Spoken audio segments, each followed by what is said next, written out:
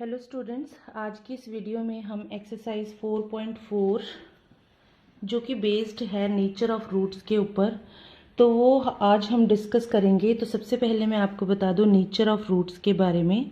Nature of roots, तो nature of roots जो है हम कैसे पता करेंगे कि रूट्स का नेचर क्या है। वो डिपेंड करेगा डिस्क्रिमिनेंट के ऊपर, और डिस्क्रिमिनेंट मैंने आपको क्या बताया था, discriminant is equal to B square minus 4ac। Clear. अब इसमें B square minus 4ac discriminant है। तो पिछली एक्सरसाइज में आपको मैंने बताया था कि इसके तीन आंसर हो सकते हैं। सबसे पहला answer d is greater than 0 हो सकता है, या फिर d इज इक्वल टू 0 हो सकता है, या फिर d इज लेस देन 0 हो सकता है। जब आपके पास ग्रेटर देन 0 आएगा तब उस केस में रियल रूट्स एग्जिस्ट करेंगे, रियल रूट्स और डिस्टिंक्ट रूट्स। अब डिस्टिंक्ट का मतलब क्या है, डिस्टिंक्ट रूट्स का मतलब क्या है, डिस्टिंक्ट का मतलब होता है डिफरेंट रूट्स, डिफरेंट रूट्स या फिर डिफरेंट या फिर अनइक्वल रूट्स। तो हम कुछ भी बोल सकते हैं। जब आपके पास d means discriminant greater than 0 आ जाए तो real and distinct roots exist करेंगे। डिस्टिंक्ट का मतलब है डिफरेंट या फिर अनइक्वल। अब यही तो नेचर हो गया रूट्स का। रूट्स का नेचर कैसा है यहाँ पर, जब d ग्रेटर देन 0 आएगा, रियल एंड डिस्टिंक्ट। ठीक है। उसके बाद सेकंड केस में अगर हमें नेचर ऑफ रूट पूछा जाता है और डिस्क्रिमिनेंट इक्वल टू 0 आता है तो आप बोलोगे कि real and equal roots exist, equal roots. अब इस केस में क्या था, रियल एंड डिस्टिंक्ट रूट्स थे, और इस केस में क्या है, रियल एंड इक्वल रूट्स। और जब आपके पास d लेस देन 0 आता है तो उसको हम क्या लिखते हैं, नो रियल रूट्स। कोई भी रियल रूट्स नहीं आएंगे। d लेस देन 0 का मतलब है कि 0 से छोटी क्वांटिटी जो कि नेगेटिव होती है, और नेगेटिव के अंदर डिस्क्रिमिनेंट आ जाए तो वो एक नेगेटिव क्वांटिटी आ जाएगी। जैसे सपोज करो -2 आ गया, तो ये आपके सिलेबस में नहीं है, तो इसलिए हम ये नहीं करेंगे। तो हम नेचर ऑफ रूट्स के बारे में अगर हमें कोई पूछा है, किसी ने पूछा है, तो हम क्या बोलेंगे, नो रियल रूट्स एग्जिस्ट। या इसको हम दूसरे शब्दों में क्या बोल सकते हैं, इमेजिनरी रूट्स। हम कई बार इसको इमेजिनरी रूट्स भी बोल देते हैं, तो नो रियल रूट्स भी बोल सकते हैं और इमेजिनरी रूट्स भी बोल सकते हैं। तो ये हो गया नेचर ऑफ रूट्स के बारे में। अब हम एक्सरसाइज 4.4 स्टार्ट करेंगे, जिससे आपको अपने सारे डाउट क्लियर हो जाएंगे। So first question is find the nature of the roots of the following quadratic equation if the real roots exist, find them. अब उसने बोला क्वेश्चन नंबर 1 में, क्वेश्चन नंबर 1 था कि नेचर ऑफ रूट्स क्या होगा।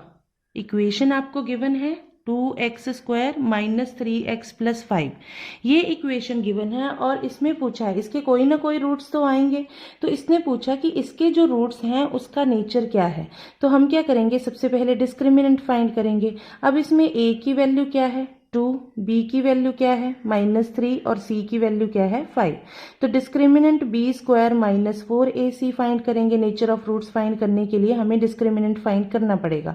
b स्क्वायर मीन्स -3 का square, यहाँ से लिए मैंने वैल्यू -4 इंटू a की वैल्यू 2 और c की value 5, which is equal to 9 minus 5 टू ज़ा 10, 10 4 ज़ा 40, विच इज इक्वल टू -31। अब ये नेगेटिव क्वांटिटी आ गई, लेस देन 0 आ गया, और d लेस देन 0 के केस में मैंने आपको क्या बताया था, नो रियल रूट्स। तो इसके रूट्स का नेचर क्या होगा, no real roots, no real roots. यही है नेचर ऑफ द रूट्स। जैसे आपसे पूछे कोई कि आपका नेचर कैसा है, तो आप बोलोगे कि मैं बहुत ही हार्ड वर्किंग हूँ या मैं बहुत ऑनेस्ट हूँ। तो इसी तरह से रूट्स का नेचर क्या है, या तो वो रियल होंगे या वो डिस्टिंक्ट होंगे, या तो वो रियल होंगे या फिर रियल नहीं होंगे। और रियल के भी दो केसेस बनते हैं, या तो वो इक्वल होंगे या फिर अनइक्वल होंगे।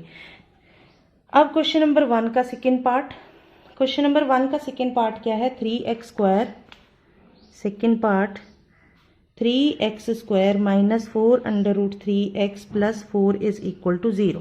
यहाँ पर a की वैल्यू 3 है, b की वैल्यू माइनस 4 अंडर रूट 3 है और c की वैल्यू क्या है 4 है।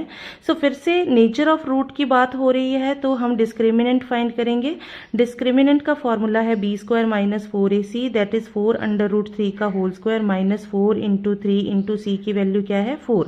सो यहाँ से माइनस का स्क्वायर होगा प्लस 4 का स्क्वायर होगा 16 और अंडर रूट 3 का स्क्वायर क्या होगा 3 माइनस 4 4 जा 16 3 जा 48 which is equal to 48 minus 48 is equal to 0।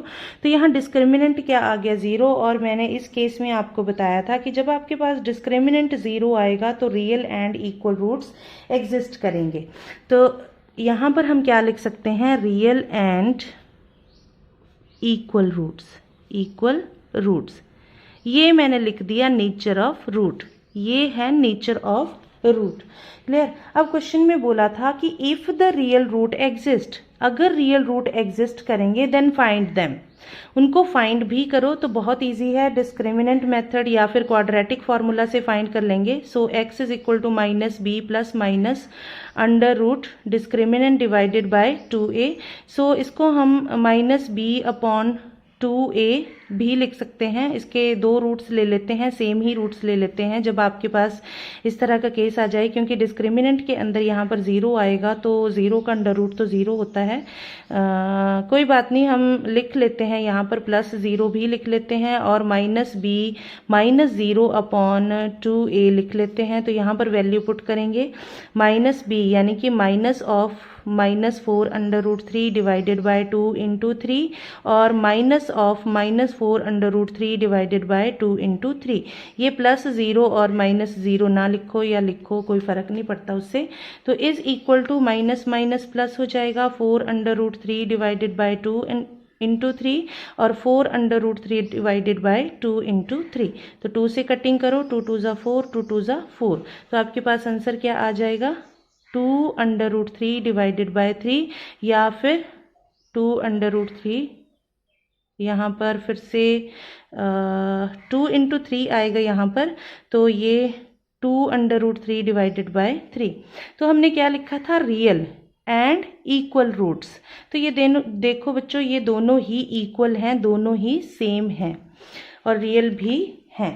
Imaginary कौन से होते हैं जिसमें डिस्क्रिमिनेंट नेगेटिव हो जाए। तो these are real and equal roots. अब थर्ड केस क्या है इसका 2x² माइनस 6x प्लस 3। ये भी कर लेते हैं 2x² माइनस 6x प्लस 3।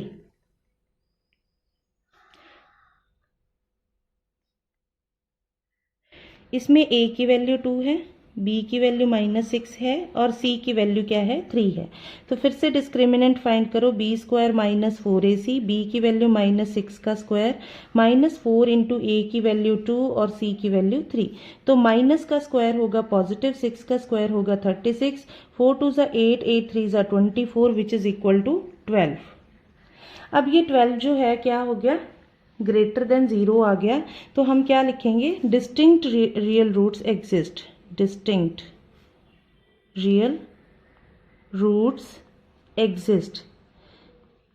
ये देखो, जब मैंने आपको इस एक्सरसाइज की इंट्रोडक्शन करवाई तो मैंने यहाँ पर बताया कि जब आपके पास डिस्क्रिमिनेंट ग्रेटर देन 0, 0 से बड़ा मतलब पॉजिटिव नंबर, कोई पॉजिटिव नंबर आ जाए तो रियल और डिस्टिंक्ट रूट्स एग्जिस्ट करेंगे। तो मैंने यहाँ पर क्या लिखा नेचर ऑफ रूट में डिस्टिंक्ट रियल रूट्स एग्जिस्ट। अगर रियल रूट्स एग्जिस्ट करते हैं तो क्वेश्चन में कहा है कि उनको फाइंड भी करो, तो हम इसको क्वाड्रेटिक फार्मूला से ही फाइंड कर लेते हैं under root d divided by 2a which is equal to minus b की वैल्यू माइनस 6 है तो माइनस ये b की वैल्यू माइनस 6 पुट कर दी plus minus under root 12 divided by 2 into a के लिए भी हम वैल्यू पुट कर देते हैं 2 इंटू 2 लिख देते हैं। सो माइनस माइनस 6 बन जाएगा प्लस माइनस, और ये 12 को हम कैसे लिख सकते हैं 2 2 जा 4, 3 जा 12 डिवाइडेड बाय 4। क्लियर। सो यहाँ से 6 प्लस माइनस 2 कॉमन आएगा बाहर, अंडर रूट 3 डिवाइडेड बाय 4। इन दोनों में से न्यूमरेटर में से कॉमन क्या आएगा 2 और यहाँ पर क्या आएगा 3 plus minus under root 3 divided by 4। तो अब हम कटिंग करेंगे, 2 1 ज़ा 2, 2 2 ज़ा 4 which is equal to 3 plus minus √3 divided by 2। तो इसके दो आंसर कौन कौन से आ गए, एक आ गया आपके पास 3 प्लस √3 डिवाइडेड बाय 2 और एक आंसर आ गया 3 माइनस √3 डिवाइडेड बाय 2। कई बार बच्चे जब कटिंग करते हैं तो बहुत प्रॉब्लम होती है, उनको कटिंग का पता नहीं चलता है। वो क्या करते हैं, इस डिनोमिनेटर को किसी भी एक नंबर के साथ कट कर देते हैं, जो कि बिल्कुल भी नहीं ठीक है। आपको क्या करना है, पहले इसमें से जो आपका न्यूमरेटर है उसमें से पहले कुछ कॉमन निकलता है तो वो कॉमन निकालो और कॉमन एलिमेंट की ही डिनोमिनेटर के साथ आपको कटिंग करनी है, अदरवाइज आपका क्वेश्चन गलत हो जाएगा। Question number 2. Find the value for each of the following quadratic equations so that they have equal roots. अब इसने बोला कि रूट्स कैसे हैं, इक्वल हैं। इक्वल के केस में डिस्क्रिमिनेंट क्या होता है, 0। तो हम डायरेक्टली यहाँ पर डिस्क्रिमिनेंट इज इक्वल टू 0 लिखेंगे। सो यहाँ पर a की वैल्यू क्या है 2 और b की वैल्यू क्या है k और c की वैल्यू क्या है 3। सो डिस्क्रिमिनेंट अब यहाँ पर क्या लिख सकते हैं हम, since roots are equal, it is given in question, so roots are equal, therefore discriminant is equal to 0 means b square minus 4ac is equal to 0। b का मतलब है यहाँ पर k square minus 4 into a की value 2 है और c की value 3 is equal to 0। so k square minus 4 2 ज़ा 8 3 ज़ा 24 is equal to 0। यहाँ से k square की वैल्यू प्लस 24 और जब हम स्क्वायर को दूसरी साइड लेकर जाएंगे तो प्लस माइनस के साथ यहाँ पर स्क्वायर रूट आएगा और यहाँ पर 24। अब हम k की 24 की प्राइम फैक्टराइजेशन कर लेते हैं, क्या आएगा 2 2 ज़ा 4 2 ज़ा 8 3 ज़ा 24 और यहाँ से k की वैल्यू क्या आ जाएगी, प्लस माइनस 2√6। क्लियर। तो k की कौन कौन सी दो वैल्यूज आ गई, एक आपके पास आ गई प्लस 2√6 और एक आपके पास वैल्यू आ गई माइनस 2√6। यहाँ पर हमें x की वैल्यू नहीं पूछी, k की वैल्यू पूछी है। तो k की वैल्यूज 2 भी हो सकती हैं या फिर 1 भी हो सकती है। तो अब हम क्वेश्चन नंबर 2 करेंगे, इससे आपको क्लियर हो जाएगा। तो ये देखो क्वेश्चन क्या है, kx into x minus 2 plus 6 is equal to 0। तो सबसे पहले हम इसको मल्टीप्लाई करेंगे, kx square minus 2kx plus 6 is equal to 0। यहाँ से a की वैल्यू k आएगी, b की वैल्यू माइनस 2k आएगी और c की वैल्यू 6 आएगी। तो डिस्क्रिमिनेंट हम फिर से लिख सकते हैं यहाँ पर, since roots are equal, roots are equal, अगर ये रूट्स इक्वल हैं देन डिस्क्रिमिनेंट क्या होगा, 0 होगा। So b square minus 4ac is equal to 0। b की वैल्यू है माइनस 2k का whole square minus 4 into a की वैल्यू क्या है यहाँ पर k है और c की वैल्यू क्या है 6 है, is equal to 0। So minus का स्क्वायर पॉजिटिव, 2 का स्क्वायर 4, k का स्क्वायर k स्क्वायर माइनस 4 6 ज़ा 20, 4k इज इक्वल टू 0। अब यहाँ से 4k कॉमन निकाल लिया तो यहाँ पर क्या आएगा, k minus 6 is equal to 0। या तो ये 0 होगा या तो ये 0 होगा। तो अगर हम 4k इज इक्वल टू 0 ले लेते हैं और k की वैल्यू 0 निकाल लेते हैं, then this case is rejected. अब मैं आपको बताऊंगी कि ये इसको क्यों रिजेक्ट किया, पहले हम ये कर लेते हैं, k minus 6 is equal to 0 और k इज इक्वल टू 6।